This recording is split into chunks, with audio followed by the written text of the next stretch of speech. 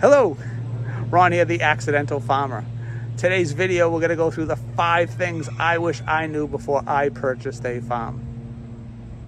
Now, none of these are in any certain order. There's the 5 things that I had no clue being a first-time farmer.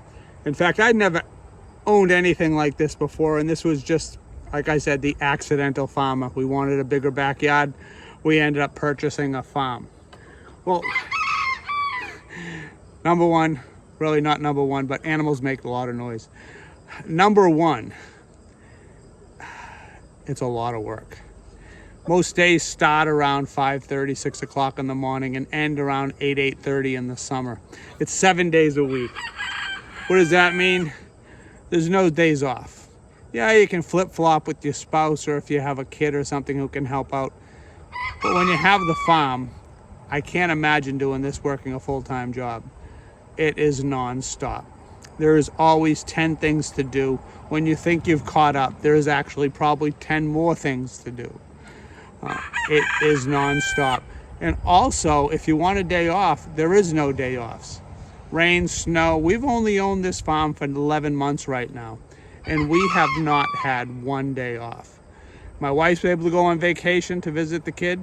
Someone has to stay at the farm for the animals and all the other upkeep it needs. We're planning a vacation. We're planning it 3 months in advance. We're flying someone in to watch the farm and pay them while they're here. There's no getaway on weekends when you both can go away if there's nobody who is going to watch the farm like you are. It is a big change from going away for a weekend to an Airbnb, or going on a week or 2 weeks vacation, or spending a weekend at your friend's summer camp or lakefront property, or going skiing for the weekend if you're in that kind of area. That's all done. It doesn't happen anymore. I could see it maybe 5 years from now, but for the first 5 years, and you think it's fairly easy, it's not going to be a problem, it's a grind. It is a grind. And I'm not trying to scare you. I'm just telling you, I never thought about this before I started. And it might be fine for the first couple months, but after that, after 4 or 5 months of it, it wears on you. Yeah, you're proud and you are a farmer and this is all yours and probably part of the bank's, but it's a lot of work. So remember that. That's the number one. Number two, in not any particular order. And one thing I didn't ask, no one mentioned it, and I guess it's something you assume if you've been around this thing. Everything around you needs to be mowed, cut, and trimmed. We're on a farm that was a horse farm prior to us. Before that, they did have multiple of animals. Everything is very, very rich. The ground's very, very rich. Everything has to be mowed. Everything has to be weed whacked. If not, it's a growing mess. In fact, I'm going to show you something right now. I'm going to walk backwards. This field, as I walk over, I want to show you this field. This field I'm going to show you was used the skid steer last fall, about 10 months ago, 9 months ago, and cleared it because there was saplings of trees and everything else on there. You can see a little corn there. But the rest of this field hasn't been touched since last year. The weeds in this field are probably belly high to chest high in some areas. All overgrown again. Just can't get to it. Don't have the equipment to get to it. Can't take a weed whacker out in a field like that. That's a fall project. Everything else around you, all these other corrals and pens, and it goes on and on and on. It never stops growing. This is 8 hours a week of just mowing and weed whacking to keep up. And that's not everything every week. That's kind of rotating areas. Some of these sheep field here, you think the sheep would eat it all themselves. They're not big enough to clear that. We don't have enough sheep to clear that whole field. So that's another thing to consider. It's going to take hours of week to maintain what you have just on the lawns and the grass. Number 3, no particular order. Food. Food for animals. Grains, minerals, everything that you can imagine. We are now purchasing bags of grain for the goats. or feed, I should say, bags of feed for the lambs. We have chicken feed. We're buying them in 20 and 40 bag bulks. Every time I go to the store, it's $400 a piece, if not more. So this is something I never considered. We have sheep, we have goats. They really don't produce anything. They're more mouths to feed. We love them. I wouldn't do anything with them. And down the road, it's probably going to be until we can breed them next year that anything comes of it. We could sell a few of the babies.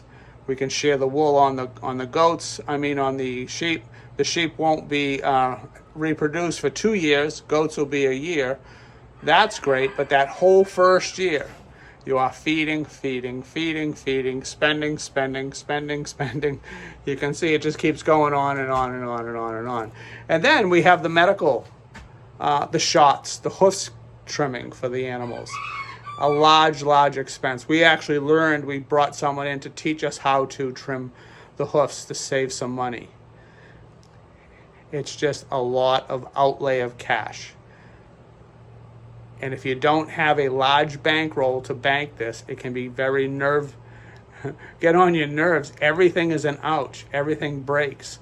You have fly problems. You got to control the flies. There's products you have to purchase for that. Not only the food, we have shots, we have vaccines for the goats. We have to worry about the cooling of the animals, fan systems, and everything like that. Maybe you're purchasing a farm that's all set up. You've been doing this, so you know all this. But when you don't know all this, it's run to the store, order stuff, pay. So those are the things that we really didn't consider. I don't know if you have ever considered that when you're buying a farm. But the back end of the farm that no one ever sees is quite expensive. Next, number 4, let's talk about equipment and structure. Tractors. Wow, that was always cool. You see these big tractors in all these videos. You go, wow, that's cool. I'd love to have those. They're harvesting hay. They're planting things. A small tractor costs you $25,000. This little tractor here. I bought the green John Deere, which we use to mow, but we also use as a pulling around a cart. I was able to purchase the cart that pulls around there on at a small auction, and I purchased the John Deere, which is about 10 years old, for almost $1,000. So the tractors and the equipment, never mind everything else you can't see, the brush hogs to mow the big fields, the post hole digger to fix all this fencing and things like this, and then the structure. Wrapping it up with the equipment, the structure. You see the barn behind us. The barn needed to be painted. That's not a big deal, but paint's not cheap anymore. And then after we purchased the property, we thought we had one leak in the barn. We turned out to be the whole roof needed to be replaced, which means it needed to be ripped and re-roofed at a cost of about $15,000. So it's a big outlay of cash that I wasn't expecting. I guess we're fortunate enough we could do it. But jumping into a farm would be something I would think about when you have all these other things going on. And the last one, let's talk about water. Number 5, farm can't run without water. We have a garden behind us. We have water for all these animals. And unfortunately for us, when we purchased the farm at closing, they say, oh, by the way, none of the water outside works. A line broke and all has to be redone. Well, that's news to us, and that's just another expense. So water, we need water for the vegetables. Can't grow vegetables without water. We need water for the chickens. We need water for the sheep. We need water for the goats. We need water for everything. What we're doing here is you'll see the well. The well just went in. We had to dig a 600-foot well. Right now they have a test pump on there. We just found out we have good pressure after having it fracked. Fracking is, you can look it up if you don't know what fracking is. But after 600 feet, we had no water. Had to bring in a fracking truck. Big expense right up front, depending your area could cost. This whole system can cost anywhere from $15,000 to $25,000 plus dollars. All depends on how far the well is away from the house and on and on and on. But that's something I never considered. I thought always just turn on the hose and the water's there. go in the barn and turn on the hose and the water's there. And then we also have way out in the far field across of a rail trail that we have run through our property, we have another water spigot out there that doesn't work. So I don't know if I can even get water back out there because of the rail trail that being there now. But that is a large expense. So if you add up all these little expenses, the tractors, the maintenance on the buildings, and that's not including the maintenance on our house, it's quite a costly endeavor. So if you can handle that, not going on vacations, working 14 hours a day from here to eternity, have a deep bank account, a really good credit, and you don't mind working and sweating as I am right now, as you can see, you can be a farmer too. Welcome to farming with me. We'll learn together. Thanks for watching.